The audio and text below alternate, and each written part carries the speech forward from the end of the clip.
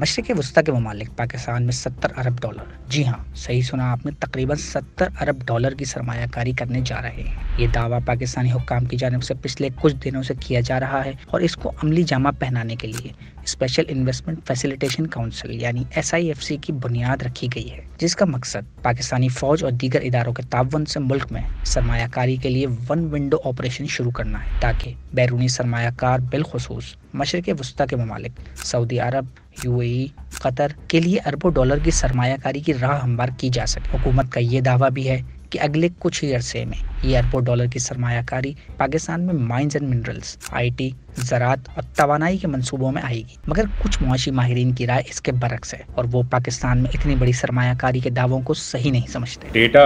کو دیکھ کے تو مجھے حیرانی ہوئی کہ اتنا بڑا نمبر اتنے بڑے بڑے لوگوں نے کوٹ کیا اور سیریسلی کوٹ کیا۔ اگین میں ان کی انٹینشنز پہ کویشچن نہیں ڈالتا، میں صرف ڈیٹا آپ کے ناظرین کے سامنے رکھ دیتا ہوں کہ 75 سال کے اندر پاکستان میں جو ٹوٹل FDI کا سٹاک ہے، یعنی کہ بیرونی جو انویسٹمنٹ ہوئی ہے پاکستان میں، اس کا ٹوٹل حجم جو موجود ہے پاکستان میں اس وقت UN کے ڈیٹا کے مطابق وہ تقریباً 33 ارب ڈالر ہے۔ تو اگر آپ مجھے کہیں کہ 100 تو چھوڑیں، آپ کہہ دیں کہ جی اگلے 12 مہینے کے اندر پاکستان میں 25 ارب ڈالر اور بیرونی سرمایہ کاری آئے گی، تو میں کہوں گا کہ یہ ممکن نہیں، کیونکہ آپ کے پاس کیپیسٹی ہی موجود نہیں ہے اتنی ایبزارب کرنے کی۔ اسے اکنامک لٹریچر میں کہا جاتا ہے کہ جب کسی بھی ملک کے اندر بڑی تیزی سے بیرونی انویسٹمنٹ آنے لگ جائے، یا اس کے اندر کوئی تیل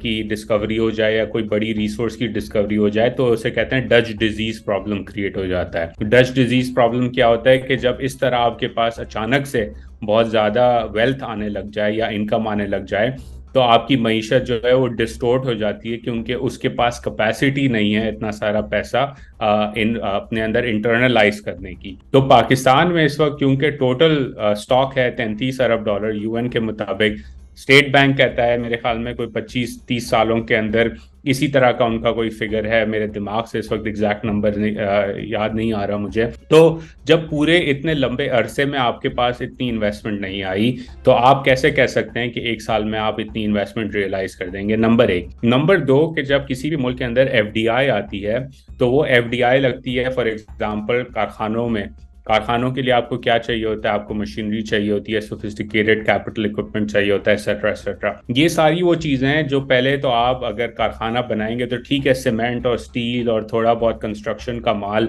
آپ اور جابز جو ہیں وہ لوکل کریٹ ہوں، لیکن bulk of that investment is used for importing of things like machinery. For example اگر آپ پاکستان کا CPEC کے پیک کے دوران امپورٹ ڈیٹا دیکھیں تو تقریباً 35 سے 40% جو امپورٹ تھا پاکستان کا وہ مشینری امپورٹس تھا، کیونکہ آپ CPEC کے کارخانے لگا رہے تھے پاور پلانٹس کے، آپ کو اس کے لیے مشینری چاہیے تھی۔ تو یہ پیسہ آپ جب امپورٹ کریں گے تو پیسے تو آٹومیٹکلی باہر چلے جائیں گے، تو ریزروز بلڈ اپ جس کی پاکستان کو ضرورت ہے وہ بھی اتنی جلدی نہیں ہوگا۔ ہاں، اگر آپ اس FDI کو ٹارگٹ کریں ایکسپورٹ اورینٹڈ سیکٹر میں، تو وہ کارخانہ جب کھلے گا، وہ جب پروڈکشن کرے گا، اس سے ایکسپورٹس ہوں گی، تو آپ کے ملک کے اندر انکم کی سٹریم آنے لگ جائے گی۔ تو میرا ماننا یہ ہے کہ اس وقت پاکستان کو چھوٹے چھوٹے منصوبوں کی ضرورت ہے، زراعت کے اندر، فشریز کے اندر،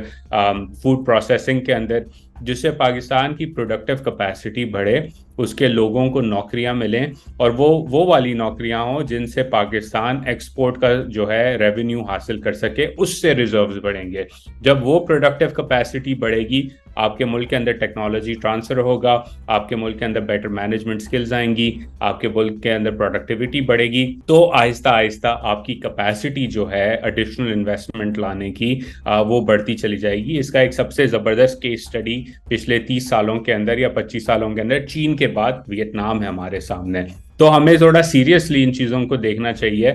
بڑے نمبرز تو اچھے لگتے ہیں، لیکن اس کی مثال یہی ہے کہ میں تھوڑا بہت ورک آؤٹ کرتا ہوں، میں آج آپ کو کہہ دوں کہ جی میں اگلے 6 مہینے کے اندر جو ہے ورلڈ اسٹرانگسٹ مین کا کمپٹیشن جو ہے وہ جیت جاؤں گا، یا میں یوسین بولٹ سے زیادہ تیزی سے جو ہے 100 میٹر کی ریس بھاگ لوں گا، یہ مذاقیہ بات لگے گی کسی سیریس انسان کو بھی، کیونکہ میرا کوئی تعلق نہیں ہے ورلڈ اسٹرانگسٹ مین ہونے کا یا یوسین بولٹ کی طرح ریس لگانے کا۔ ہاں، میں کہہ سکتا ہوں کہ یار اگلے 6 مہینے میں میں جو ہوں ہاف میراتھن کے لیے ٹرین کروں گا اور امید ہے کہ وہ اچھی ہو گئی تو اگلے سال میں ایک پورا میراتھن رن کروں گا, اور رن بھی کس طرح سے کہ فنش کر سکوں گا. یہ نہیں کہ میں بوسٹن یا نیو یارک میراتھن جا کے جیت جاؤں گا, یہ ہو نہیں سکتا, میرے پاس اتنی کیپیسٹی اس وقت موجود نہیں ہے, پروفیشنل لوگوں کا کام ہے. اسی طرح معیشت کے اندر ہمیں سیریسلی دیکھنا چاہیے کہ پاکستان کی اپنی کیپیسٹی کنسٹرینٹس کیا ہیں, اور پاکستان کو بڑی انویسٹمنٹ کی ضرورت نہیں ہے, پاکستان کو اس وقت چھوٹی چھوٹی انویسٹمنٹس کی ضرورت ہے جو اس کی اکانومی کو ماڈرنائز کریں اور مور امپورٹنٹلی